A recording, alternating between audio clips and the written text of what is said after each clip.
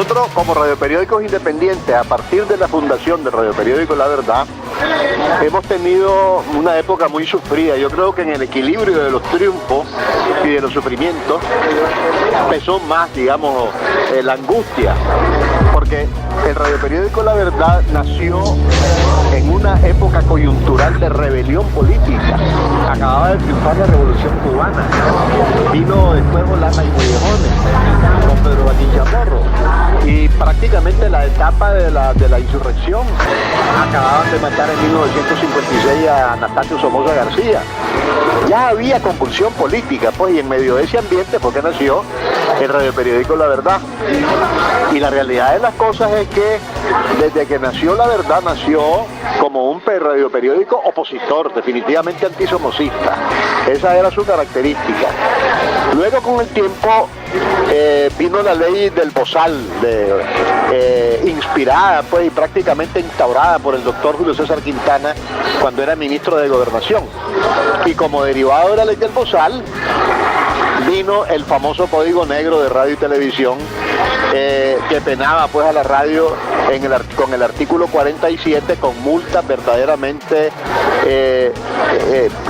inaccesibles para nuestro bolsillo de pagar, pues. Habían multas hasta, la máxima era de 25.000 córdobas.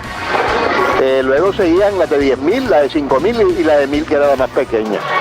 Y lo peor del caso es que la aplicación de esta ley, la sentencia, la daba un juez que era juez y parte, que era el director de la radio y televisión, que era un militar. Era militar, era juez y parte, pues.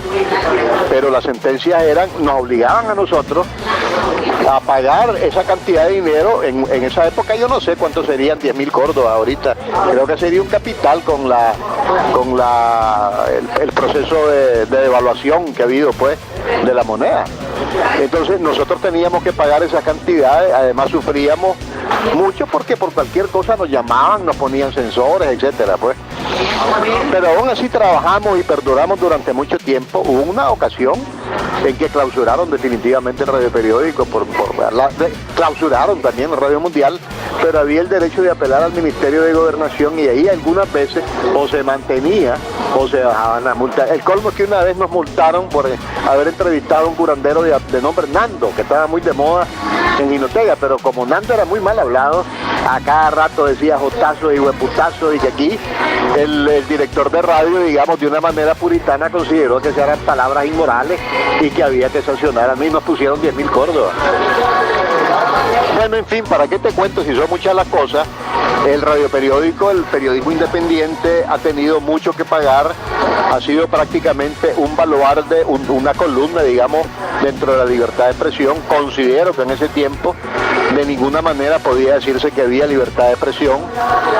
Considero también que después de que vino la revolución, tampoco, pues, hubo libertad de expresión, porque las cosas se endurecieron, y a partir, digamos, del gobierno de doña Violeta, más o menos comenzó a encenderse un poco la luz, a encenderse un poquito el bombillo de la libertad, y luego con los gobiernos posteriores. Pero yo en realidad opino que la libertad de expresión de una manera integral, absoluta, total, yo creo que no existe, porque aunque no tengamos ley, por ejemplo, en este momento no tenemos código, pero si vos te portas mal con el gobierno, te puede castigar el gobierno sin necesidad de tener código.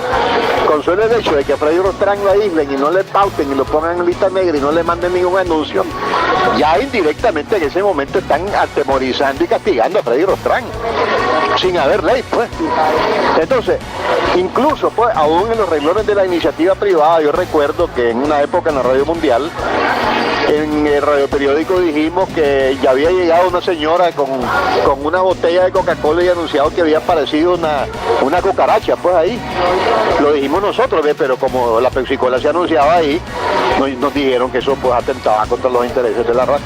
De alguna manera, pues, tanto en el gobierno como en la iniciativa privada, tiene que haber, digamos, un obstáculo para que la libertad de expresión sea auténtica, sea pura, sea total. Ahora, aquí Freddy Rostrán o aquí en Absalón Pastora, los medios escritos pueden decir lo que quieran, no les aplican ningún castigo, pero eso es un riesgo que ya corre el medio independiente. Y una de las pruebas duras que tiene ahorita el radioperiodismo independiente en Nicaragua es que se arriesga, es que no le importa que lo aíslen, que no lo tomen en cuenta en la publicidad, con tal de mantener y sostener su posición digna.